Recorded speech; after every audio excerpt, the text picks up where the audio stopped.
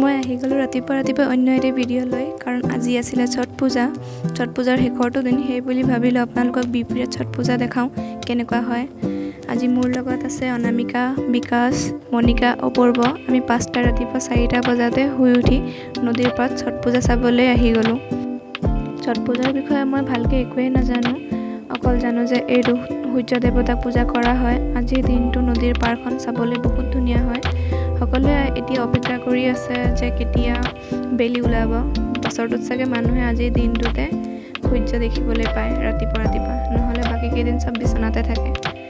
আজিয়ে চাগে প্ৰায়ভাগ মানুহে সূৰ্যখন চাব আৰু গোটেই মানুহবোৰ এতিয়া চব অপেক্ষাই কৰি আছে কেতিয়া সূৰ্য ওলাব আৰু কেতিয়া পূজা আৰম্ভ হ'ব। সেই সময়খনতে আমিও চব মানুহে বম ফুটাই আছে, সেইবিলাক চাই আছোঁ। কোনে কি কৰি আছে, কোনে ধুনীয়া ধুনীয়া কাপোৰবোৰ পিন্ধি আহিছে, আমি সেইবিলাক চাবলৈহে যাওঁ। আমি পূজা কৰিবলৈ নাযাওঁ পায়। সেইফালে মানুহবিলাকে বম ফুটাইছে, কোনোবাই আকাশ বন্তি জ্বলাই আছে। আকাশ বন্তিটো আৰু মানুহে কাৰোবাক স্মৰণ কৰিহে জ্বলাই বুলি শুনিছোঁ, সেইটো নাজানো। লাহে লাহে পোহৰ হৈ আছে। তাৰফালে আৰু এফালে চাওঁ, আমাৰ কালীৰ প্ৰতিমাখন আছে, তাত মানুহবোৰে কীৰ্তন কৰি আছে। সেইটো আজি বিদায় জনাবলৈ গৈছে মানুহবিলাকে। লাহে লাহে পোহৰ হৈ আছে। পোহৰ হোৱাত ভিউটো বহুত ধুনীয়া হৈ আছে।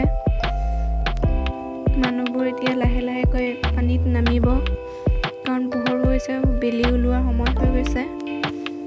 আমিও এতিয়া ওপৰলৈ যাম, ব্ৰিজৰ ওপৰৰ পৰা আমি ভিউটো চামগৈ কেনেকুৱা লাগে।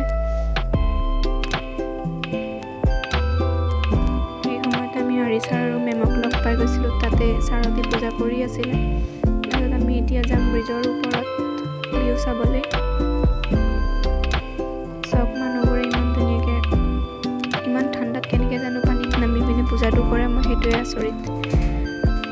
বহুতেই মানে ঠাণ্ডা লাগিছিলে ৰাতিপুৱাই।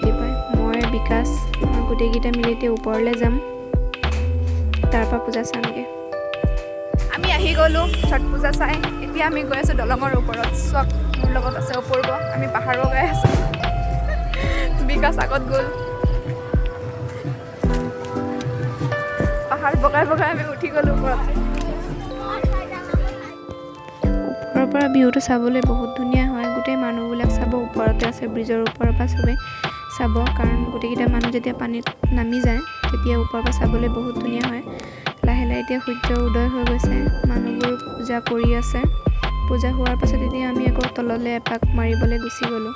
তলত পূজা শেষ হোৱাৰ পাছত আমি আকৌ ঘৰলৈ বুলি ওলালোঁ, অপূৰ্ব আৰু বিকাশৰ লগত। বাকী কেইজনী এৰি থৈ আমাক গুচি গ'ল। আজিৰ ভিডিঅ'টো ইমানেই আছিলে, আকৌ আহিম অন্য এটা ভিডিঅ'লৈ। আজিলৈ বাই বাই।